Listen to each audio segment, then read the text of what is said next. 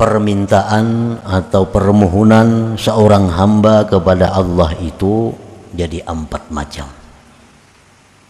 Ada yang sangat jelek, ada yang jelek, ada yang baik, ada yang sangat baik. Doa yang kita mohonkan kepada Allah, ada yang sangat buruk, ada yang buruk, ada yang baik, ada yang sangat baik. Permohonan kepada Allah yang sangat jelek itu adalah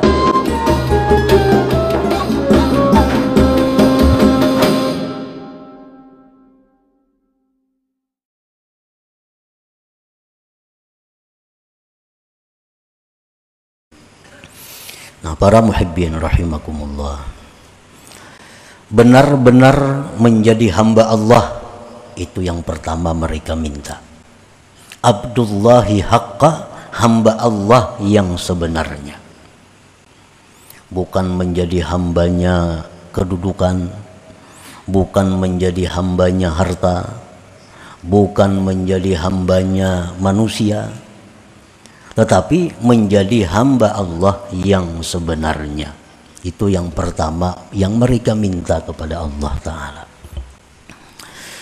Nah, orang yang demikian itu apabila sudah benar-benar menjadi hamba Allah, maka dia hanya patuh, dia hanya taat kepada Allah. Dia hanya patuh, dia hanya taat kepada Allah. Itu orang yang benar-benar menjadi hamba Allah itu. Boleh dia taat kepada manusia asal dapat restu Allah. Boleh dia taat kepada atasannya asalkan mendapat restu dari Allah. Menjadi segala sesuatu sangat tergantung kepada Allah Ta'ala. Inilah orang-orang yang bujur-bujur benar-benar hamba Allah. Nah, itu yang mereka minta, menjadi hamba Allah yang sebenarnya. Dia bisa taat kepada kawannya, bisa taat kepada suaminya, bisa taat kepada istrinya, bisa taat kepada orang tuanya, bisa taat kepada atasannya, syaratnya direstui oleh Allah. Siapapun yang memerintahkan dia, kalau tidak dapat restu dari Allah, maka dia tidak mau taat kepada orang itu. Bagaimanapun ancaman yang dia terima, kalau dia tidak taat, dia tidak akan taat kalau tidak direstui oleh Allah Subhanahu wa Ta'ala. Nah, itu maksudnya bujur-bujur menjadi hamba Allah Ta'ala. Lain hamba makhluk.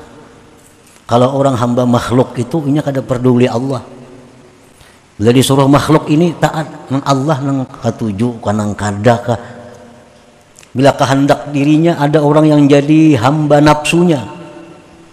Jadi hamba nafsunya. Bila nafsunya hendak ini, nah laksanakan, kada menunggu restu Allah. Apakah Allah setuju atau kada kalau ini dilaksanakan? Nah, ini orang yang bukan hamba Allah sebenarnya. Nah, hamba Allah sebenarnya itu adalah orang yang hanya satu-satunya ditaati adalah Allah Subhanahu wa Ta'ala. Nah, itu yang mereka minta kepada Allah. Orang arifin mereka minta kepada Allah agar benar-benar menjadi hambanya Allah. Yang kedua yang mereka minta kepada Allah, wal qiyam bihaqqi huquqir rububiyah, mampu melaksanakan hak-hak Tuhan yang ada pada dirinya. Apa hak Tuhan yang ada pada diri kita yang mesti kita laksanakan? Satu, Tuhan itu, Allah Ta'ala itu berhak pertama dicintai. Itu ada hak Allah pada diri kita agar kita ini cinta kepada Allah. Nah, bila mana kita mampu cinta kepada Allah, berarti kita sudah melaksanakan satu hak Allah yang ada pada diri kita. Kenapa Allah itu mesti dicintai? Kenapa Allah mesti dicintai? Pertama, Allah itu adalah zat yang maha baik dengan kita. Zat yang maha baik dengan kita. Tidak ada orang sebaik Allah kepada kita. Yang sangat baik kepada kita, yang menyampaikan bermacam-macam kebaikan kepada kita. Rasulullah SAW bersabda, jubilatil qulub ala hubbi man ahsana ilaiha. Tabiat hati manusia itu cinta kepada orang yang berbuat baik kepadanya. Yang paling baik kepada kita adalah Allah Subhanahu wa ta'ala. Nah, jadi bila mana kita ini mencintai Allah, maka kita sudah menunaikan satu hak Allah yang ada pada diri kita. Apalagi hak Allah yang mesti kita tunaikan. Allah itu mesti dimalui. Allah Ta'ala itu mesti dimalui. Kenapa Allah mesti dimalui? Karena Allah selalu melihat keadaan kita. Allah tahu cacat aib kita. Allah mendengar, melihat, mengetahui apa-apa yang terjadi pada kita. Mesti malu dengan Allah. Nah, jadi hak Allah dalam diri kita ini adalah Allah tuh mesti dimalui. Hak Allah lagi pada diri kita adalah mesti Allah Ta'ala itu dibesarkan, diagungkan, karena Dia Maha Agung. Itu contoh-contoh hak Allah yang ada pada diri kita yang mesti kita laksanakan. Orang yang tidak malu dengan Allah berarti tidak melaksanakan hak Allah pada dirinya. Nah, orang-orang arifin, orang-orang yang ma'rifat dengan Allah, mereka minta kepada Allah itu bisa melaksanakan hak-hak Allah yang ada pada dirinya itu. Nah, para muhibbin rahimakumullah, permintaan orang arifin ini merupakan paling baik permintaan.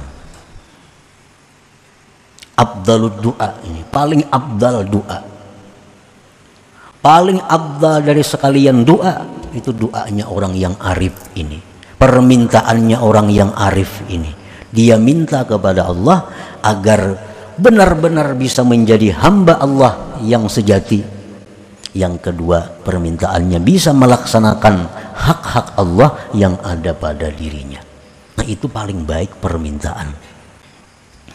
Nah, para muhibbin rahimakumullah, dari keterangan-keterangan para ulama yang telah lalu dapat kita ambil kesimpulan bahwa permintaan atau permohonan seorang hamba kepada Allah itu jadi 4 macam.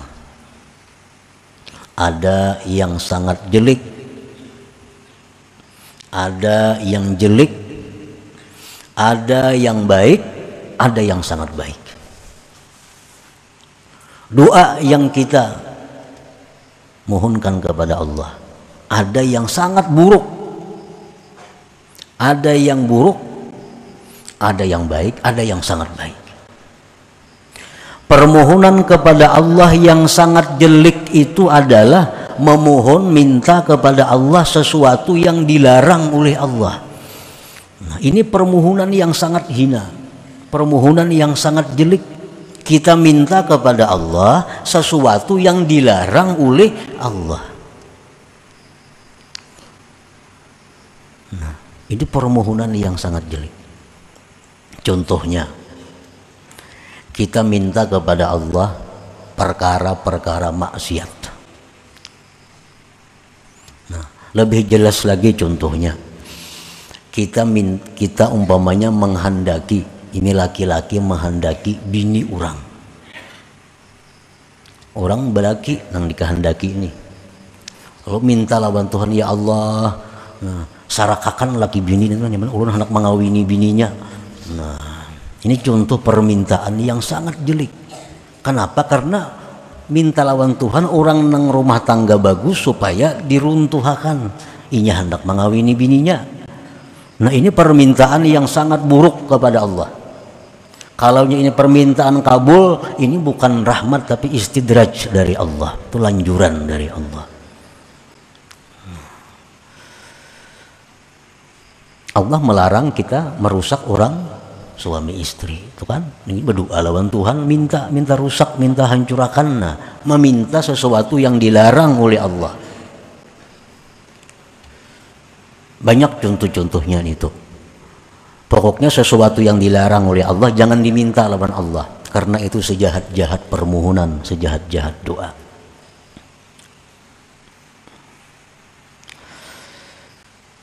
Seperti mendoakan orang kafir agar dapat rahmat. Nah, itu sejahat-jahat doa. Orang kafir itu kan dapat rahmat, sudah dijelaskan oleh Allah orang kafir itu dapat laknat. Nah, kita mendoakan inya.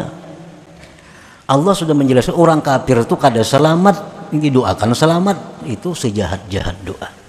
Nah, karena berdoa meminta lawan nang dilarang oleh Allah.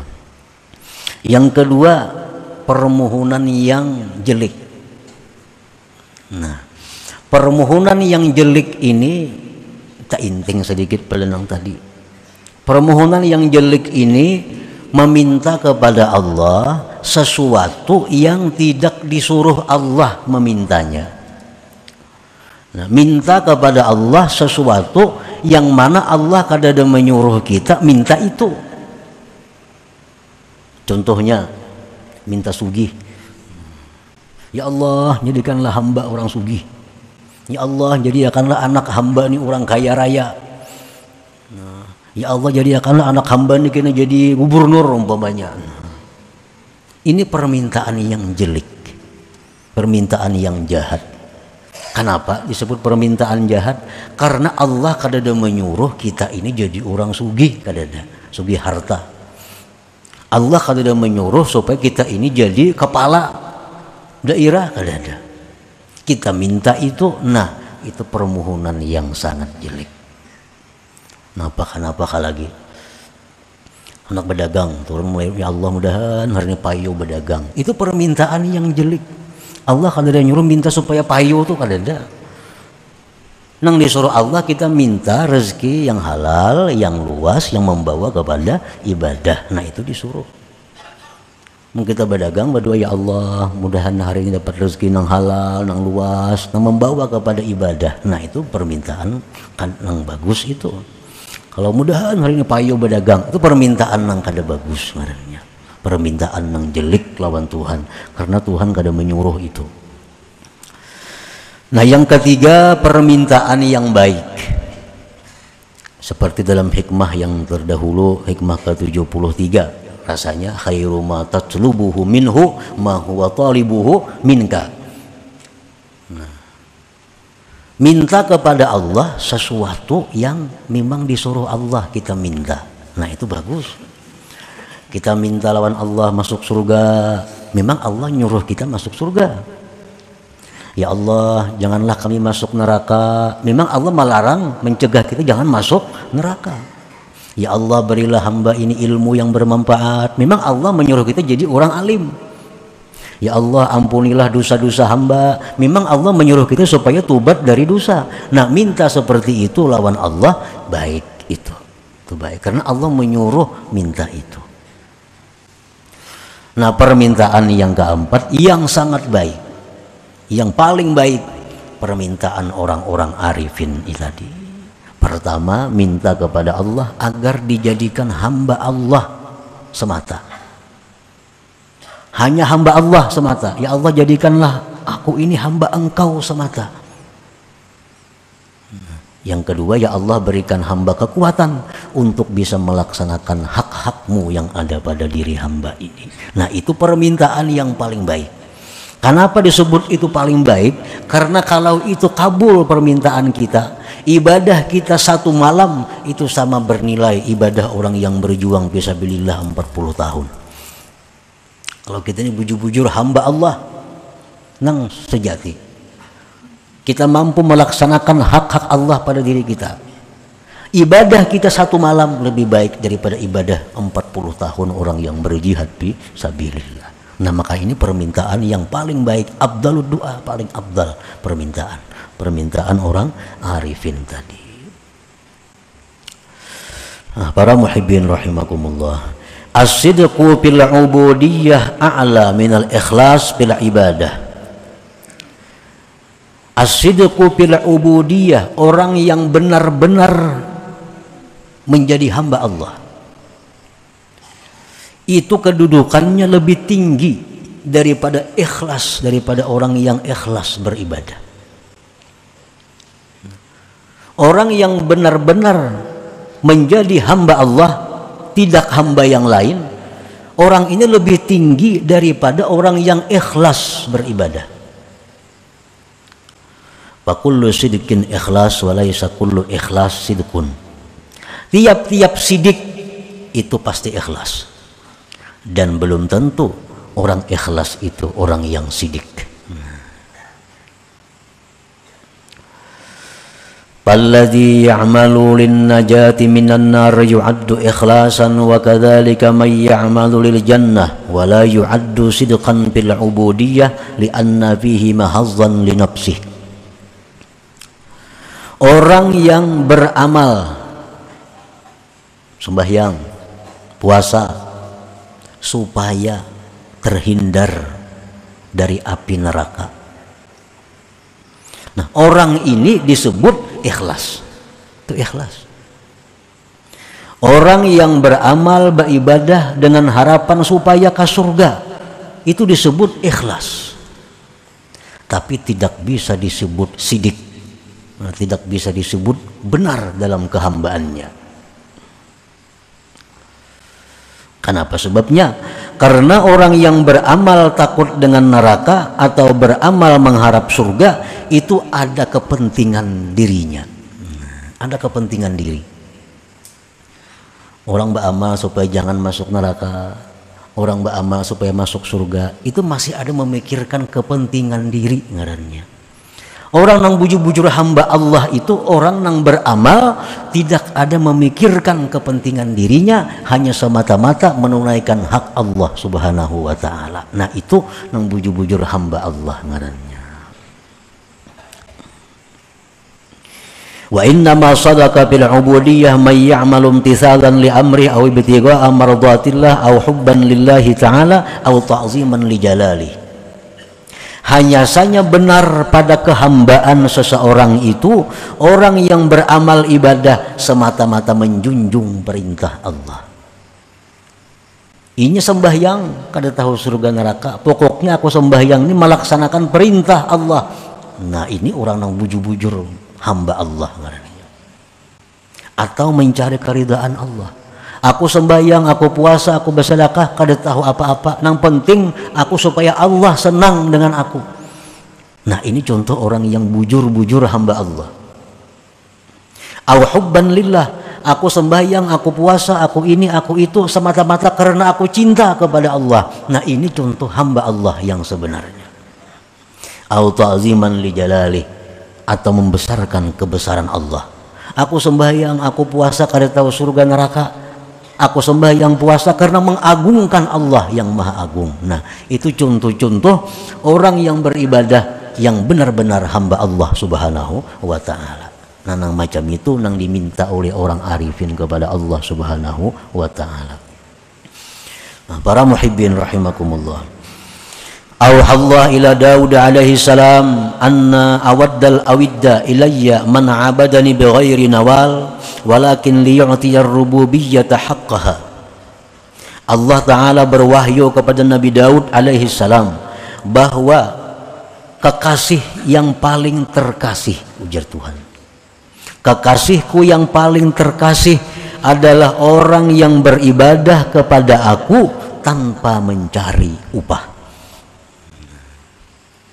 Tetapi dia beribadah kepadaku hanya untuk menunaikan hak ketuhanan yang ada pada dirinya. Ini bujur-bujur orang yang dikasihi Allah Subhanahu wa ta'ala.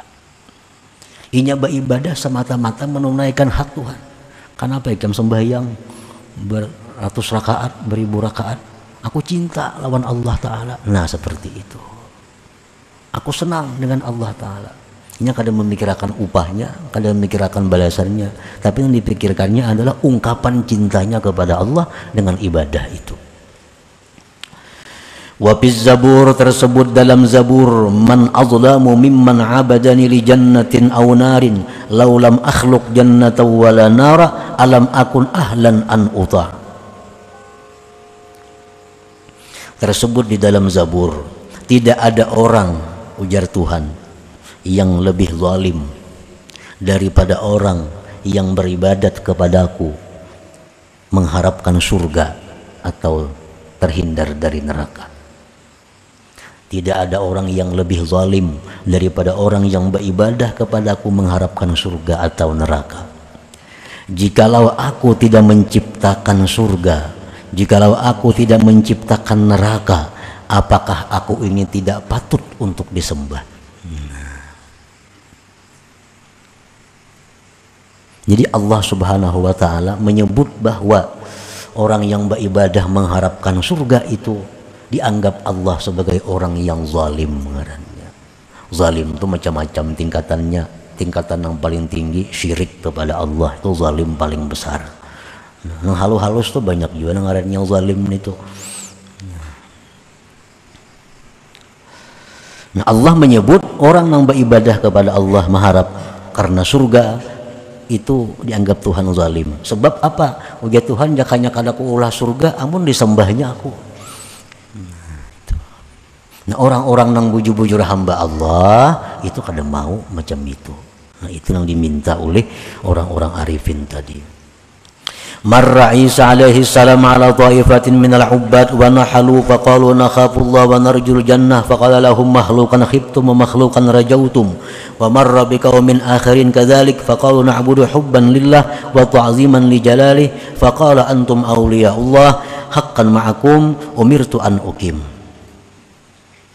Nabi Isa alaihi salam lewat berjalan. Nabi Isa memang ketujuh berjalan. Ngarannya ke Al-Masih. Jalan bertamuan sekelompok orang beribadah kurus awak katuhukan kalawasan beribadah. Jadi Nabi Isa kenapa kami beribadah sampai berkurus awak? Ujar mereka, kami beribadah nih wahai Nabi Isa, kami takut dengan neraka, kami takut dengan neraka. Ujar Nabi Isa, makhlukan khittum, makhluk yang kamu takuti. Kan neraka makhluk yang kamu takuti. Nabi Isa tinggalkan kelompok tadi. Nabi Isa terus berjalan lagi, bertamu pulang sekelompok orang majelis beribadah kurus awak. Dan Nabi Isa ikam beribadah kurus awak, kenapa garang beribadah? Kami hendak ke surga apa mati. Jadi kami beribadah lawan Tuhan. Jadi Nabi Isa makhlukan rajautum, ikam mengharap makhluk juga ngarannya. Kan surga makhluk juga. Nabi Isa tinggalkan lagi kelompok tadi. Jalan Nabi Isa. Ada pulang sekelompok lagi orang berzikir kepada Allah. Kurus awak sama kurusnya lawan yang tadi. Jadi Nabi Isa apa itu lawan Tuhan berzikir sampai berkurus awak.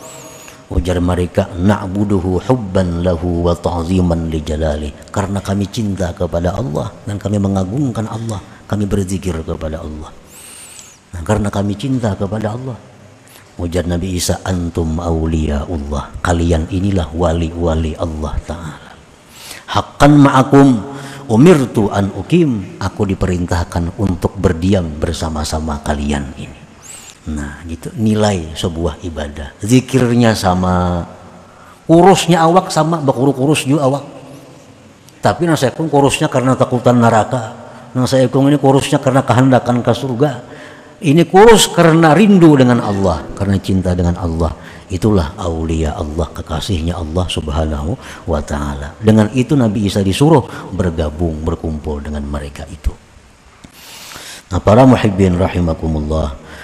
Qala Abu Hazim rahimahullah, inni la astahi an a'buda lis-sawab wal iqab fa akunu kal abdi su illam yakhab lam ya'mal wa kal ajiri su illam yu'ta lam ya'mal.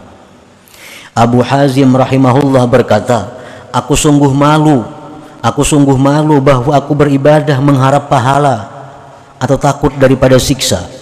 Maka jadilah aku seperti budak yang jahat, jika tidak takut tidak beramal. Jika kada takut kada beramal. Dan aku tidak mau seperti buruh yang jahat, jikalau tidak diberi dia tidak bekerja. Nah jadi itulah inti daripada hikmah yang ke-77 ini, bahwa orang-orang yang arifin mereka minta kepada Allah agar benar-benar menjadi hamba Allah yang sebenarnya. Orang yang beribadah hanya menjunjung perintah Allah tanpa ada memikirkan balasan imbalan yang diberikan oleh Allah Subhanahu wa taala.